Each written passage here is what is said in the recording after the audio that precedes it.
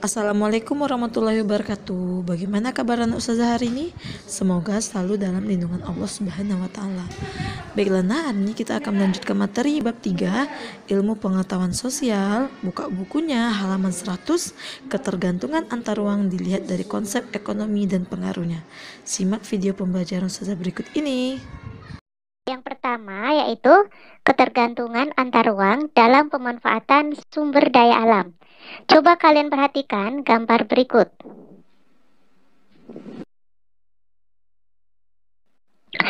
Sumber-sumber ekonomi dikelompokkan menjadi 4, yaitu yang pertama sumber daya alam, yang kedua sumber daya manusia, yang ketiga sumber daya modal, dan yang keempat adalah sumber daya kewirausahaan.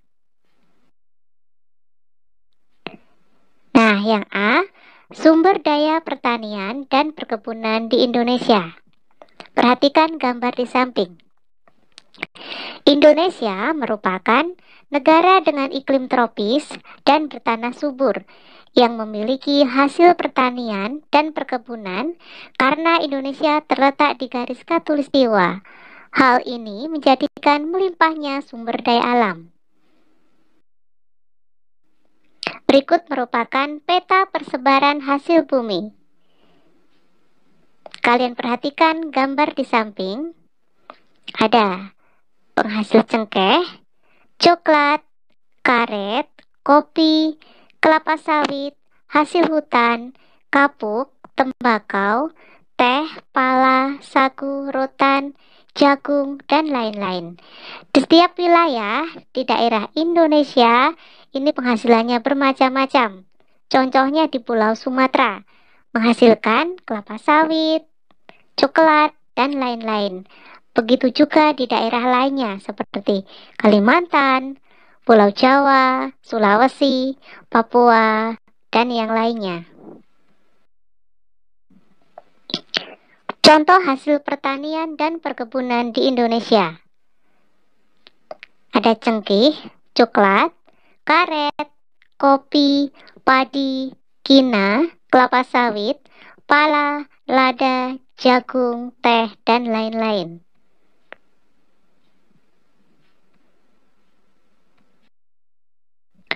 Komoditas pertanian sangat beragam, meliputi produk perkebunan, peternakan, perikanan, dan pertanian tanaman pangan.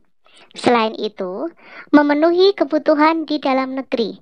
Hasil-hasil pertanian dan perkebunan Indonesia juga diekspor ke luar negeri. Komoditas pertanian dan perkebunan yang diekspor antara lain kelapa sawit, kopra, kopi, teh, tembakau, cengkih, karet, dan rempah-rempah. Yang kedua adalah sumber daya pertambangan di Indonesia. Kalian perhatikan, berikut merupakan peta persebaran barang tambang di Indonesia. Pulau Indonesia di daerah Kalimantan, Sumatera, Jawa, Sulawesi, Papua, dan yang lainnya, ini hasil tambangnya berbeda-beda. Kalian perhatikan. Contoh hasil pertambangan di Indonesia. Ya, jenis barang tambang di Indonesia antara lain minyak bumi, batu bara, timah, biji besi, emas, tembaga, dan lain-lain. Indonesia merupakan salah satu negara di dunia yang kaya akan bahan tambang. Tanah di Indonesia merupakan tanah yang mengandung berbagai sumber daya tambang di dalamnya. Manfaat barang tambang sebagai bahan bakar kendaraan, sebagai bahan dasar aspal, sebagai bahan dasar minyak gas, sebagai bahan bakar pembangkit listrik, produksi pembuat besi dan baja, bahan bakar pembuatan semen, sebagai pengkristal gula dan tepung, sebagai penetral limbah, sebagai bahan pembuat soda api, sebagai bahan dasar produksi untuk industri besi. Mengapa Indonesia kaya akan sumber daya alam? Di berikut ada 4 alasannya. Yang pertama, karena Indonesia berada di jalur rangkaian gunung berapi. Yang kedua, Indonesia berada di daerah yang tropis. Alasan ketiga bahwa Indonesia berada di daerah pertemuan lempeng tektonik. Dan yang keempat, karena Indonesia dikelilingi oleh lautan. Berikutnya, sumber daya kelautan. Sebagai negara maritim, Indonesia mempunyai perairan yang sangat luas dan dengan ribuan pulau besar dan kecil yang tersebar di dalamnya. Hamparan laut yang luas merupakan suatu potensi bagi bangsa Indonesia untuk mengembangkan sumber daya laut, seperti terumbu karang, ikan, dan komoditas lainnya. Perhatikan peta persebaran ikan perairan Indonesia. Untuk memanfaatkan dan mengolah sumber daya kelautan yang ada di Indonesia, bangsa Indonesia sudah memiliki cukup modal dan tenaga kerja yang memiliki skill. Meskipun dengan cara tradisional, berbagai upaya dilakukan pemerintah melalui Kementerian Kelautan dan Perikanan atau KKP. Telah dilakukan untuk meningkatkan produksi ikan. Program yang dijalankan adalah dengan meningkatkan kapasitas industri ikan kaleng, cakalang, sarden, tuna, udang, dan produksi olahan ikan lainnya. Selain itu, dilakukan juga upaya peningkatan produksi rumput laut dan penurunan impor hasil laut.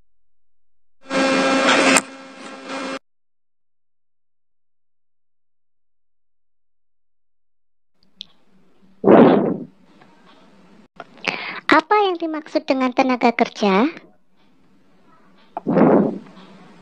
Nah, tenaga kerja adalah setiap orang yang mampu melakukan pekerjaan guna menghasilkan barang atau jasa, baik untuk memenuhi kebutuhan sendiri maupun untuk masyarakat atau penduduk usia 15 tahun ke atas yang sedang bekerja, seseorang yang memiliki pekerjaan namun sementara tidak bekerja. Pengertian angkatan kerja. Angkatan kerja adalah mereka yang sedang bekerja atau menganggur.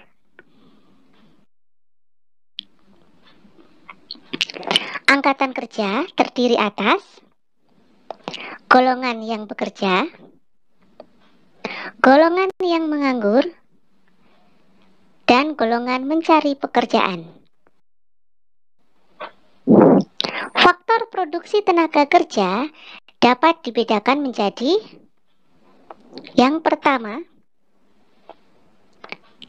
tenaga kerja terdidik atau skill labor, yaitu tenaga kerja yang memerlukan pendidikan khusus sesuai dengan bidangnya terlebih dahulu sebelum melakukan proses produksi. Contohnya, dokter, guru, perawat, dan lain-lain. Faktor produksi tenaga kerja yang kedua yaitu tenaga kerja terlatih atau trained labor, yaitu tenaga kerja yang memerlukan latihan terlebih dahulu sebelum melakukan kegiatan produksi. Misalnya, juru ketik, montir, sopir, pemahat, tukang ojek, penjahit, dan lain-lain. Faktor produksi ketiga yaitu tenaga kerja tidak terdidik atau unskilled labor, yaitu tenaga kerja yang tidak memerlukan pendidikan atau latihan dalam melakukan kegiatan proses produksi. Misalnya, tukang sapu, buruh bangunan, kuli angkut pasar, atau kuli pelabuhan. Pada umumnya, tenaga kerja di Indonesia memiliki karakteristik sebagai berikut. Sebagian besar tenaga kerja Indonesia lulusan pendidikan dasar. Angka pengangguran cukup tinggi. Kompetensi dan etos kerja yang masih rendah sebagai akibat dari pendidikan yang rendah dan budaya kerja yang belum mendukung. Masih terbiasa dengan budaya kerja agraris yang memiliki kebiasaan ketergantungan pada alam, menggunakan sistem manual dalam bekerja, sehingga perlu penyesuaian dengan lingkungan industri yang menggunakan mesin dan peralatan otomatis. Ketergantungan antar ruang dalam pemanfaatan kewirausahaan. Kewirausahaan atau entrepreneurship merupakan proses mengidentifikasi, mengembangkan, dan membawa visi ke dalam kehidupan. Visi tersebut bisa berupa ide inovatif, peluang, cara yang lebih baik dalam menjalankan sesuatu. Dalam perekonomian nasional, wirausaha memiliki peran yang besar, seperti menciptakan lapangan pekerjaan, mengurangi jumlah pengangguran, meningkatkan pendapatan masyarakat, mengombinasikan faktor-faktor produksi seperti alam, tenaga kerja, modal, dan keahlian. Ketergantungan antar ruang dalam pemanfaatan faktor produksi modal. Modal memiliki peranan penting dalam proses pengadaan barang dan jasa.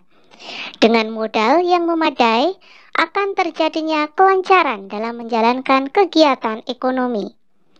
Faktor produksi modal merupakan benda-benda hasil dari produksi barang dan jasa yang berfungsi sebagai penunjang dalam melancarkan atau mempercepat kemampuan dalam memproduksinya. Thank you.